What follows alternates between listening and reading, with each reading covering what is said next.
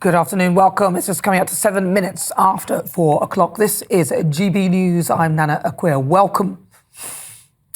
Who'd be a politician?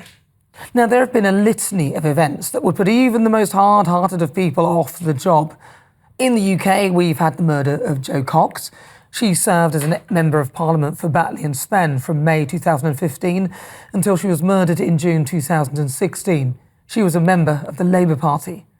And more recently, the murder of Sir David Amess in 2021. He was the Conservative MP for Southend West. Now, I remember that day well, as I'd just come off a show on Channel 5 whilst working at GBNews and was called vile by Gary Lineker, who tweeted it out to his 8.2 million followers. Now, I received a tirade of abuse simply for supporting Priti Patel's migration plan. Death threats galore. Imagine if I'd been an actual politician. David was fatally stabbed at a constituency surgery at Belfair's Methodist Church Hall in Leigh-on-Sea in Essex. And nowhere is safe. I mean, we've had politicians hounded outside their own doorsteps. Only a few months ago, a group of pro-Palestinian protesters thought that it was OK to protest outside Tobias Ellwood's home. Totally unacceptable.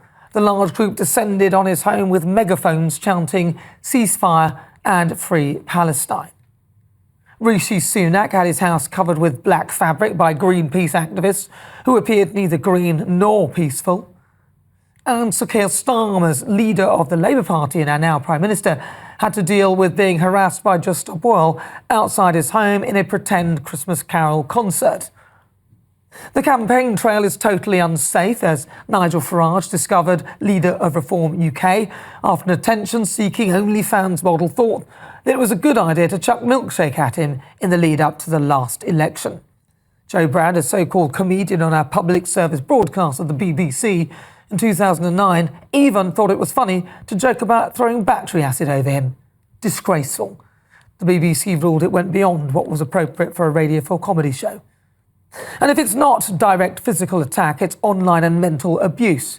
Boris Johnson was vilified repeatedly by the public and indeed many elements of the media for Partygate. It was never ending. Pretty much every politician that I know has had death threats.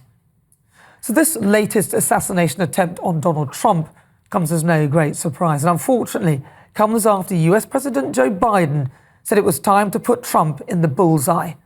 In his statement on Truth Social, Donald Trump said, "In this moment, it is more important than ever that we stand united and show our true character as Americans, remaining strong and determined and not allow evil to win." And of course, in response to the incident, Joe Biden said that there was no room for political violence. There's no place in America for this kind of violence. It's sick. It's sick. But the bottom line is, the Trump rally was a rally that he should have been able to be conducted peacefully without any problem. But the idea that there's political violence or violence in America like this is just unheard of. It's just not appropriate. Everybody must condemn it. Well, Donald Trump has come out fighting, and thank God he lived to tell the tale. It's moments like this that you realise the passion of politicians risking their lives to change the narratives. Now, I'm not saying that we should all feel sorry for them, but what I am saying is that regardless of your politics, you should be able to debate with civility. And if you weren't a fan of Donald Trump before this, you can't deny his love for his country. He's a true patriot. Biden or Trump, I know who I'd want in my corner.